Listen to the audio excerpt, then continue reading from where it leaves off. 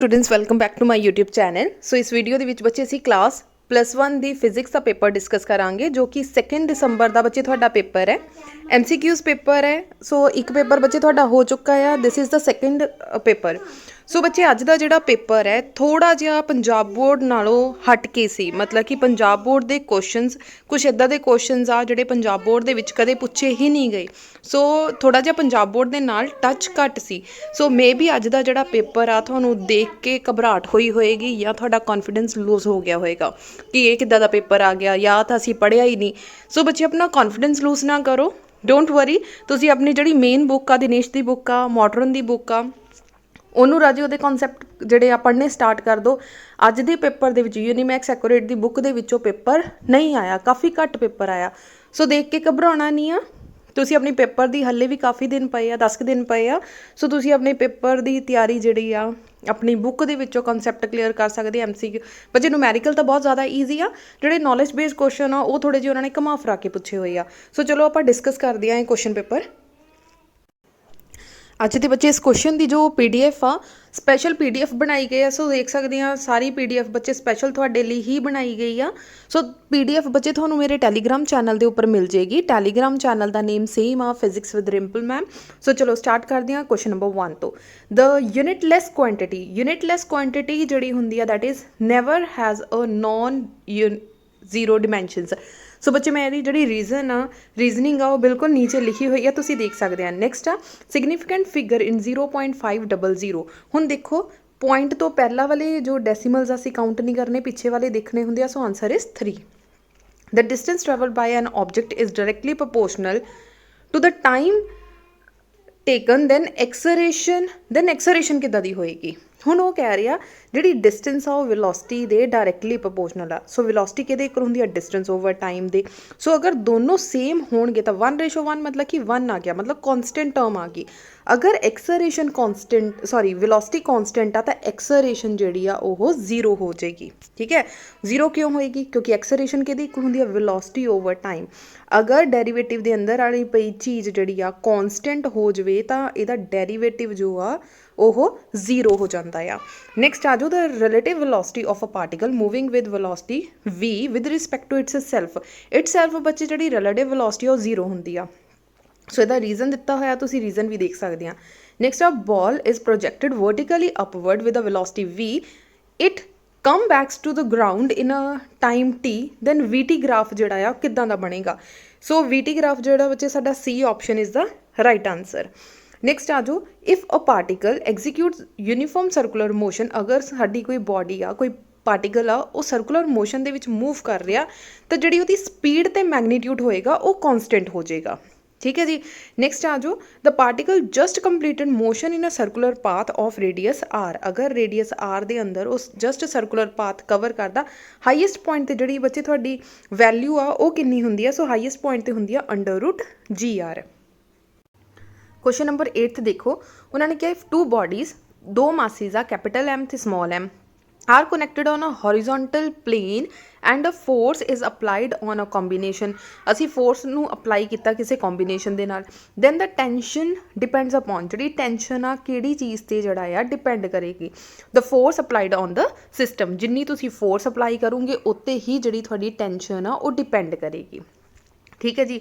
Next ਆ ਜਾਓ, the work done by the centripetal force for a body moving in a circular path is 0। So circular path ਦੇ ਵਿੱਚ ਜਿਹੜਾ work done ਹੁੰਦਾ ਬੱਚੇ ਸੈਂਟਰੀਪੀਟਲ force ਦੇ ਅੰਦਰ ਉਹ ਕਿੰਨਾ ਹੁੰਦਾ ਆ?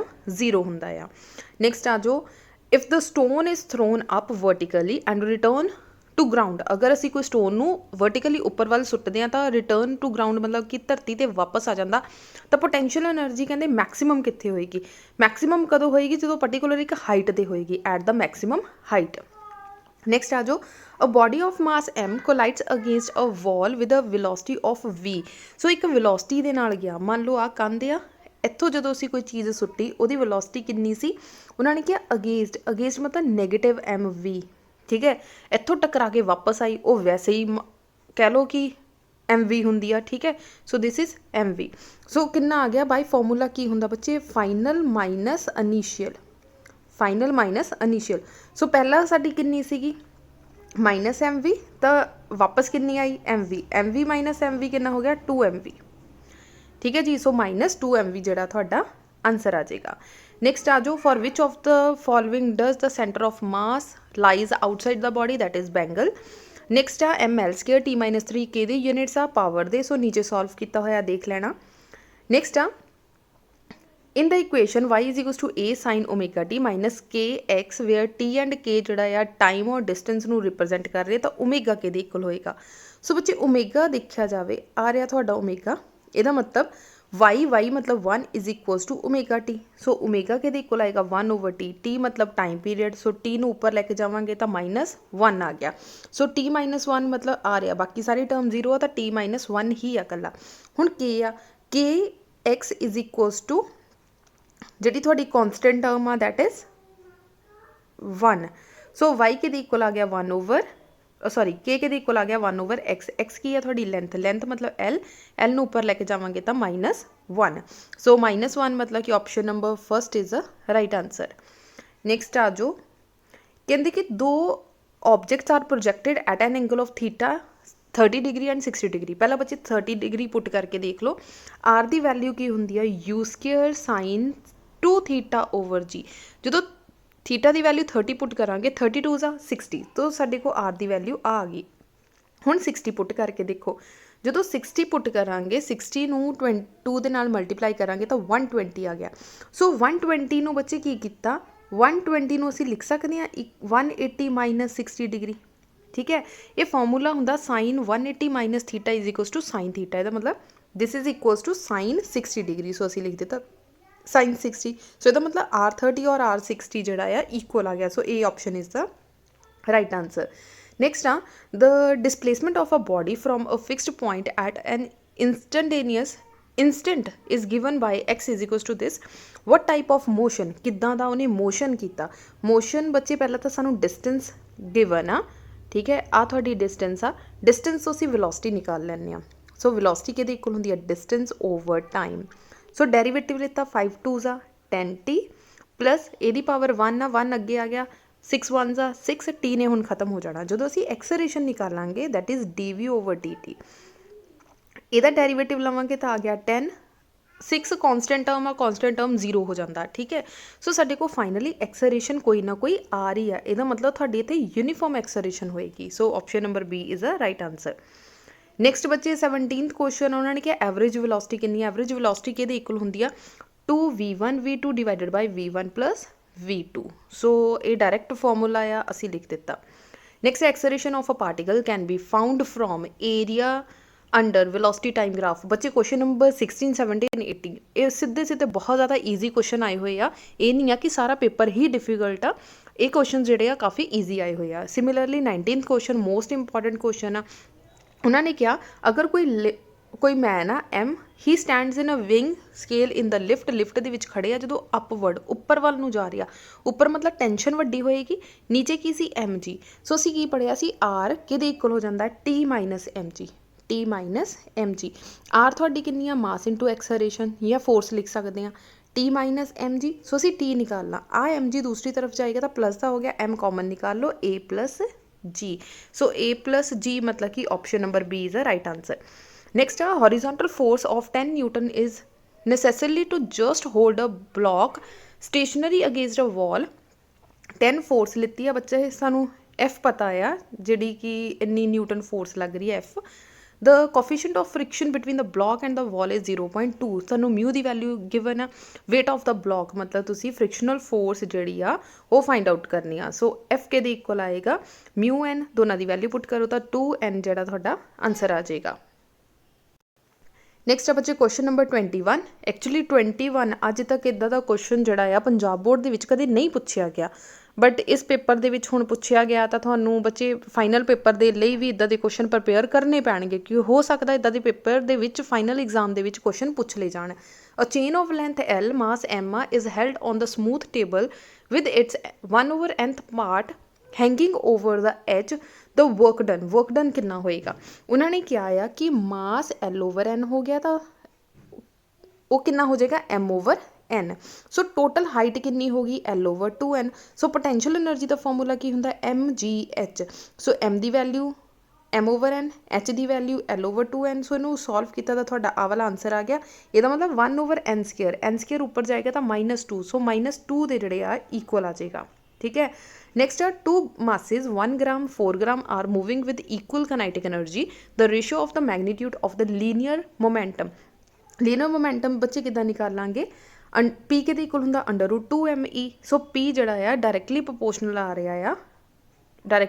ਆ ਰਿਹਾ ਮਾਸ ਦੇ। ਹੁਣ ਮਾਸ ਪਹਿਲੇ ਦਾ ਕਿੰਨਾ 1 ਤੇ ਸੈਕਿੰਡ ਦਾ ਕਿੰਨਾ 4। ਸੋ ਕਿੰਨੀ ਰੇਸ਼ੋ ਆ ਗਈ 1/2। So 1/2 is the final answer. Next ਆ which of the following is the equal with newton metre that is joule. Movement of inertia depend करता है बच्चे डिस्ट्रीब्यूशन ऑफ पार्टिकल्स से भी डिपेंड करता, मास से भी डिपेंड करता, पोजीशन ऑफ एक्सिस से भी डिपेंड करता, मतलब सब ते करता है। नेक्स्ट आ if a body is rotating about an axis through its centre of mass then its angular momentum is directed along its axis of rotation. Next बच्चे 26 क्वेश्चन है जोड़ा उन्होंने क्या a particle moving in a circular path with decreasing speed. हुण speed थोड़ी घट रही है, वी थोड़ी की कर रही है घट रही है। Choose the correct statement. तो की होएगा अगर बच्चे थोड़ी वी कंटिन्यूसली घट रही है तो एंगुलर मोमेंटम जी वो सेम रहेगी। एंगुलर मोमेंटम तो पर्टिकुलर किसी एक्सिस के अराउंड होंगी है एल। तो इस एक्सिस के इत्थों घूम रहा आ लाइक थोड़ा फैन आ रूम का फैन आ घूम रहा जोड़ा आ डंडा है तो ये एक्सिस ये अराउंड तो जी एंगुलर मोमेंटम है वो सेम कॉन्सटेंट रहेगी। So C option is the right answer. Next a solid sphere is rotating in a free space दे विच रोटेट कर रही है। If a radius of a sphere is increased keeping mass same. अगर mass नू same रखते हैं which one of the following will not be affected that is angular momentum. ठीक है, ਇਹਦਾ रीजन दिता होया भी क्यों आएगा। then a dancer on an ice spring fast there was she fold her arm, this is due to। सो बच्चे right answer is constant angular momentum and increase in kinetic energy. अगर असी कहिए कि आई ओमेगा इक्वल्स टू कॉन्सटेंट आ, अगर उन्हें arms नू fold मतलब कि फास्ट रिमूव किया तो आर्म्स नू खिलार लिया, ਇਹਦਾ मतलब ओमेगा नू बैलेंस करन दा कोशिश कर रही है तो एंगुलर मोमेंटम तुहाडी कॉन्सटेंट हो जाएगी तो स्पीड जिहड़ी आ वो इनक्रीज हो जाएगी। So C option is the right answer.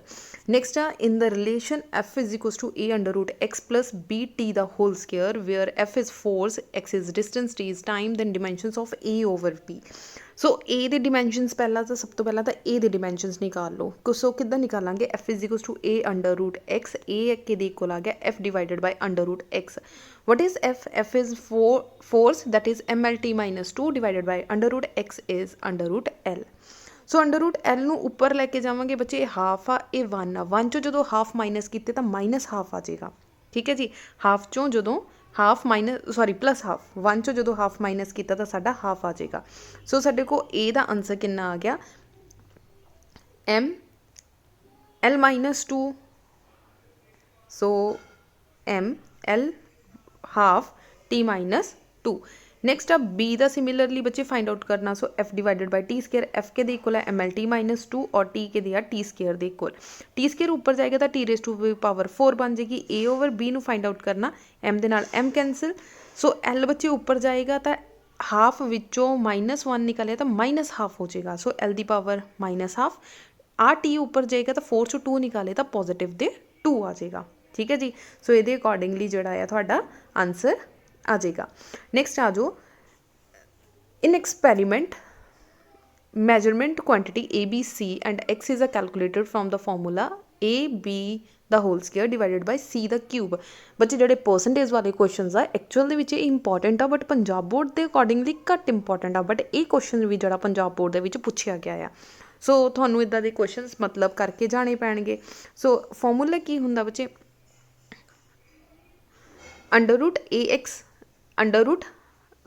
Delta x divided by x multiply by 100 मतलब परसेंटेज निकाल रही हैं is equals to delta a/a multiply by 100 plus delta 2 into delta b/100, क्योंकि बच्चे उन्होंने सानू दिता होया b की वैल्यू 2, a की वैल्यू 1%, b की वैल्यू 2% और c की वैल्यू 3%। ये फॉर्मूला है बच्चे, फॉर्मूले दे विच असीं डायरैक्ट वैल्यू पुट कर रहे हैं। ठीक है। सो डायरैक्ट वैल्यू पुट की तो साडा आंसर आया 13%। सो 13% साडी पूरी उहदे विच आंसर नहीं है, सो आंसर असीं लिखांगे 14%। क्लीयर हो गया बच्चे। उन्होंने सानू गिवन एक्चुअली ए दी वैल्यू इन्नी है, तो मतलब delta A over A multiply by 100 दी वैल्यू सानू 1% गिवन है, डेल्टा बी ओवर बी दी 2% गिवन है, सी दी वैल्यू इन्नी गिवन है। ठीक है जी। सो एक्स दी वैल्यू असीं किन्नी लिखी आ, a b square divided by c cube. So a नू किद्दां लिखांगे, delta x over x into 100 plus delta b, ये पावर किन्नी आ 2 delta B over b multiply by 100 plus आ 3 की है अगे आ जाएगा delta c over c multiply by 100। So आ सारी दी वैल्यू सानू गिवन आ, सारी दी वैल्यू सानू किन्नी गिवन है, आ रही उपर वैल्यू गिवन है 1%, 2%, 3%। सो जस्ट इन्हां दियां वैल्यूज़ पुट कीतियां, आ सारी सानू गिवन है बच्चे, आ सारा वैल्यू सानू गिवन है 1%, इत्थे 1, आ सारी सानू गिवन है 2%, आ सारी वैल्यू गिवन है 3%। 1 नू 1 नाल मल्टीप्लाई किया गया 1, 2 2 ज़ा 4, 2 2 ज़ा 4, 3 3 ज़ा 9। सो कितना आ गया 9 + 4 13, 13 + 1 14। सो 14%। सो बच्चे कैलकुलेशन च मिस्टेक आ, 14% डायरैक्ट आंसर आ रहा है। ठीक है। सो 14% इट मीनस कि D option is the right answer. Next आ जाओ बच्चे, इत्थे भी प्रिंटिंग च प्रॉब्लम है। दिस इज़ 4 आई कैप, वो कहते पैरल टू ईच अदर आ। पैरल टू ईच अदर मतलब 2 divided by -4, 3 divided by -6, 1 divided by minus lambda. So इत्थों किसी दो टर्म्स नू आपस में कंपेयर किया, 3 1 ज़ा 3, 3 2 ज़ा 6, माइनस ना माइनस कटिया गया तो लैमडा का आंसर कितना आ गया 2। नैक्सट आ एक कार आ takes a circular train, turn of radius 50 centimetre with velocity 36 kilometre per hour. The centripetal acceleration असी फाइंड आउट करनी आ। सो एक्सलेरेशन का फॉर्मूला की आ, पहला तो सेंट्रीपिटल फोर्स लिख लो mv square over R. Acceleration के इक्वल आ जाएगी, फोर्स के इक्वल होंदा बच्चे मास इंटू एक्सलेरेशन, एक्सलेरेशन के इक्वल आ गया force over mass. So force की वैल्यू असी आ पुट कर दी mv square over R, m दे नाल m कैंसल, आ v square over R. So values put की तो साडा आंसर आ गया 2 मीटर पर सैकेंड। नैक्सट आ कहते एक बुलेट आ, वो मास कितना आ m। सो आ मास आ, वेलोसिटी गिवन है, स्टॉपिंग वेलोसिटी आ u गिवन है, तो फाइनल वेलोसिटी जिथे जाके स्टॉप की वो गिवन है 0। 5 सेंटीमीटर टू द टारगेट मतलब कि इन्ना उन्हें डिस्टेंस कवर किया। तो एवरेज रजिस्टेंस जी असी फाइंड आउट करनी आ। सब तो पहला असी की किया, MUV सारा कुछ लिख के बच्चे एक्सलेरेशन फाइंड आउट कर लो। ठीक है। जो इतों एक्सलेरेशन फाइंड आउट होगी दैन तुसी वैल्यू पुट करनी है, एक्सलेरेशन की वैल्यू पुट करनी है F equals to mass into acceleration. So acceleration थोड़ा कितना गिवन आ, v square minus u square divided by 2s। So ये वैल्यूज़ पुट करके बच्चे ये सॉल्व करके देख लेना, जो थोड़ा आंसर आ that is 1 newton. So calculation please खुद ट्राई कर लेना, नहीं होएगा तो दस देना, फिर मैं थोनू अलग तो वीडियो विच एक्सप्लेन कर दूँगी। नैक्सट आ coefficient of friction between two surface is 0.2। The angle of friction जो असी फाइंड आउट करना। सो एंगल ऑफ फ्रिक्शन असी किद्दां फाइंड आउट कर सकते हैं, सानू पता कि coefficient of friction is equals to tan theta. So theta कितना 1/5 is equals to tan theta. 1/5 कित्थों आया 0.2 है राजे, 0.2 डेसीमल हटा दो आ गया 10, तो कट के आ गया 1/5। सो डायरैक्ट लिख दिता 1/5। सो थीटा दूसरी तरफ लैके जावांगे तो theta is equals to tan inverse 1/5। So 1/10 the reciprocal की हुंदा है cot इनवर्स। सो आंसर आ गया cot inverse. So cot inverse 5। So option number D जी थोड़ी आंसर आ जाएगा। नैक्सट आ गन ऑफ मास, एक गन का मास गिवन है थानू। ठीक है। कैपिटल M गिवन है, then projected of mass small m 1 kg given है, horizontal velocity 100 metre per second given है। तो जी कैपिटल V आ गन दी वो असी पता करनी। सो फॉर्मूला की हुंदा बच्चे, capital MV is equals to small mv। की हुंदा आ capital MV is equals to small mv। Capital M साडे को कितना आ 1000, कैपिटल V असी पता करनी आ, स्मॉल m कितनी आ 100, वेलोसिटी कितनी आ 1 kg, सॉरी वेलोसिटी कितनी आ 100 मीटर पर सैकेंड और मास कितना है 1। सो 2 जीरोज ना 2 जीरोज कटिया गई, वेलोसिटी आ गई 1/10। सो 1/10 इज़ 0.1 मीटर पर सैकेंड। ठीक है जी। सो अज का बच्चे साडा पूरा पेपर सी। सो अज दे इस पेपर दे विच बच्चे ਕੁਛ ਕੁਐਸਚਨ ਇੱਦਾਂ ਦੇ ਆ ਜਿਹੜੇ ਪੰਜਾਬ ਬੋਰਡ ਦੇ ਟੱਚ ਵਿੱਚ ਨਹੀਂ ਆ, ਪਰ ਦੇਖ ਕੇ ਬਿਲਕੁਲ ਨਹੀਂ ਘਬਰਾਉਣਾ। ਆਰਾਮ ਨਾਲ ਆਪਣੇ ਪੇਪਰ ਦੀ ਤਿਆਰੀ ਕਰਨੀ ਆ, ਆਪਣੀ ਜੋ ਮੇਨ ਬੁੱਕ ਆ ਉਹਦੇ ਕਨਸੈਪਟ ਜਿਹੜੇ ਆ ਚੰਗੀ ਤਰੀਕੇ ਨਾਲ ਲਰਨ ਕਰੋ, ਸਪੈਸ਼ਲੀ ਜਿਹੜੇ ਹਾਈਲਾਈਟ ਕੀਤੇ ਹੁੰਦੇ ਆ। So all the best for your exam. So video ਨੂੰ ਲਾਈਕ ਕਰ ਦਿਓ ਜਾਂਦੇ ਟਾਈਮ, ਵੱਧ ਤੋਂ ਵੱਧ ਸ਼ੇਅਰ ਕਰ ਦਿਓ ਅਤੇ ਸਬਸਕ੍ਰਾਈਬ ਕਰਨਾ ਬਿਲਕੁਲ ਨਾ ਭੁੱਲਣਾ। Thank you so much.